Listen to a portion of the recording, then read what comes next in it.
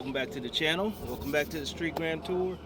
Today, I'm going to introduce you guys my new vehicle. It is the 2025-2026 Kia Sorento X-Line.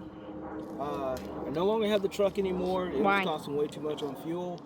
I need something a little bit more eco-friendly because of work, real estate investing. I do a lot of driving. But moving on to the Sorento, man, I love it. I stuck with the Stormtrooper look. It looks a lot like my Stinger. It's my favorite color, is black and white. So you still have the Tiger Nose grill, right? Kia emblem in all black. I love it. The grill has your matte black in the back, gloss black in the middle. That looks good. And if you go to the bumper, same color coordination, but then you got a little bit of dark chrome here. So that looks really good. You got some fake vents here. You know, it doesn't bother me. It's a work vehicle for me, but it looks cool. It'd be nice if they were functional, but they're not. Looking up at the headlights, got a nice little LED strip bar, and it goes all the way from here, all the way to the front end. All right, then you got your projectors here, and then nice little side marker lights, right? So walking over to the side profile here, looking at the wheels, we got 20-inch wheels. They're gloss black, really nice. 255s in the front, actually 255s all the way around. 255 40s on the Continental rubber. I do like the side paneling here. This is a nice design. Kind of break it up, make it look a little bit more sporty. You also got gloss black on the mirrors. All right. This is the Glacier White Pearl that Kia offers, the same color as in my Stinger. One thing I don't like about the vehicle is here. I really wish they would just continue this metal, or at least made it a gloss black versus that. I don't like the way that looks at all.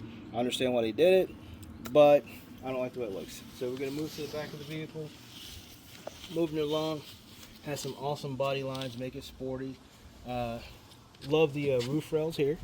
This particular model came with the racks included, which is really nice. Typically it's a $400 upgrade. Going around to the tail lights, you got full LED tail lights. I like how sporty it is.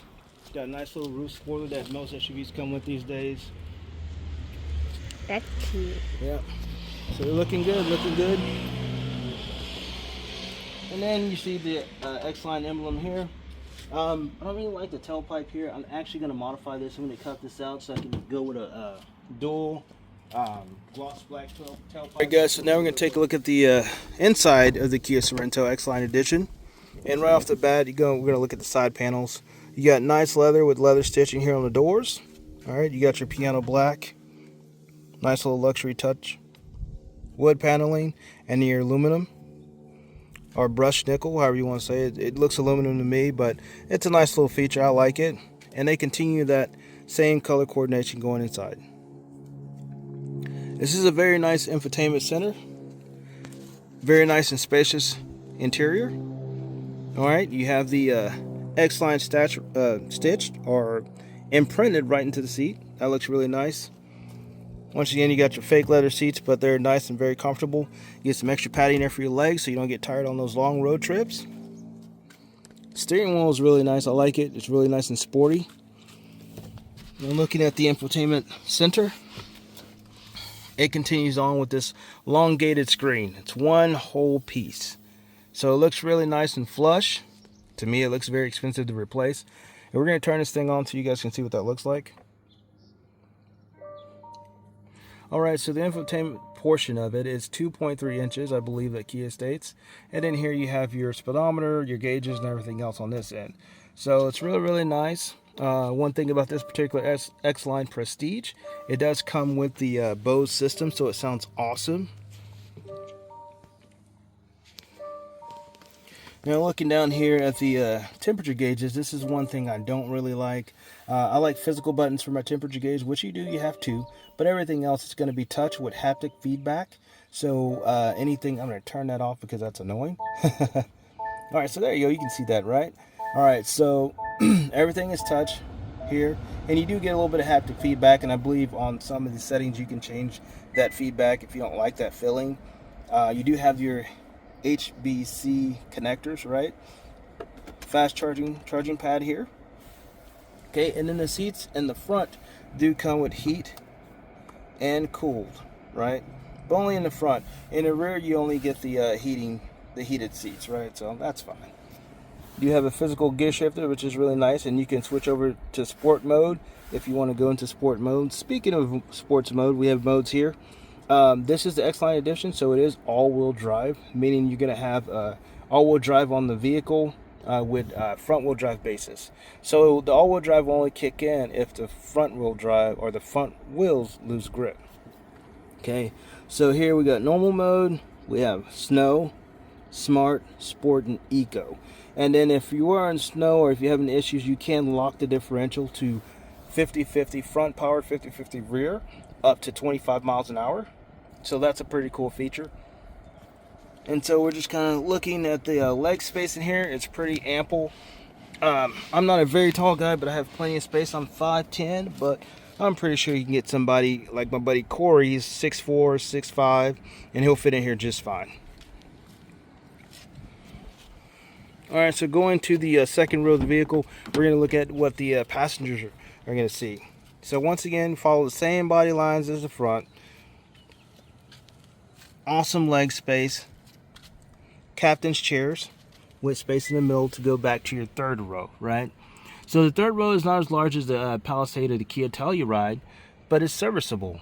So I believe you can get some upper teenagers, like between 12 and 15 in there, but after they come the age of 15, that's going to be a hard no. They're not going to fit back there at all, right? So looking at the roof line there, you see that we have the Alcantara suede up top. It's really nice feature. I love that Kia and Hyundai both do this. Yes, you see a large panoramic sunroof, right? So most SUVs, they have two panels here. They break it up. Kia decided to do one flush glass or one flush surface, and I do love that. I think it looks awesome. I'm going to open it up and let you guys check that out. Let's see if we can do that without this thing beeping at me.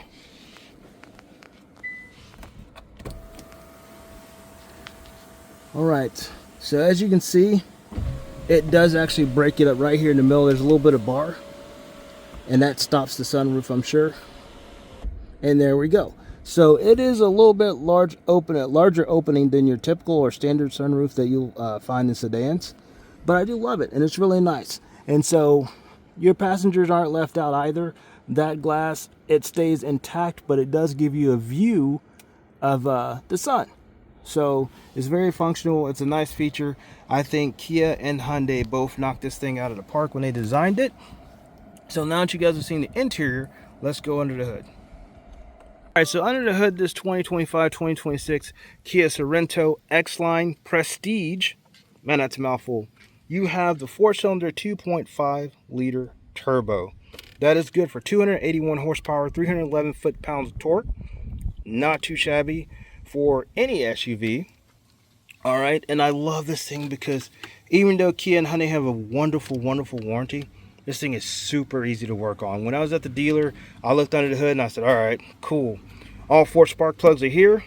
The coil packs, everything is there. So if I decide to go JB4 on this thing and, you know, boost another 60 horsepower, it would be easy. I'll be able to do it in 30 minutes tops.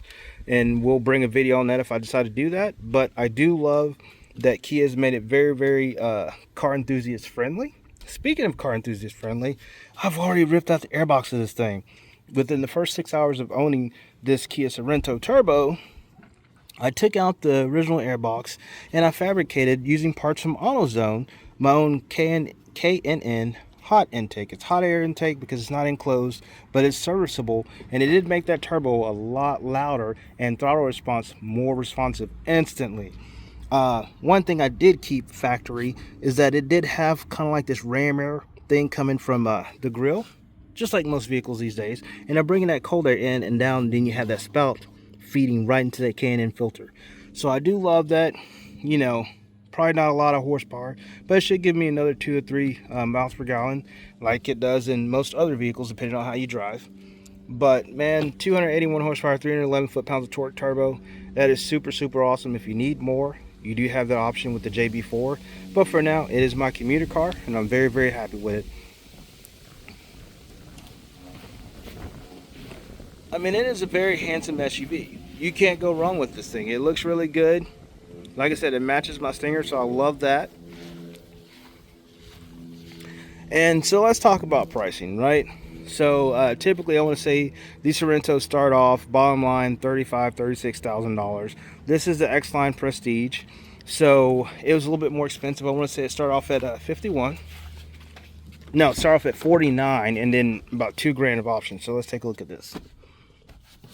So suggested manufacturer's price, $49,000. That's a lot of money. I don't care who you are, still a lot of money. And then we have dealer add-ons, right? And then dealer asking price. Now, I did not pay $51,383. I paid $43,000 for this thing because it was a dealer demo with only 4,300 miles.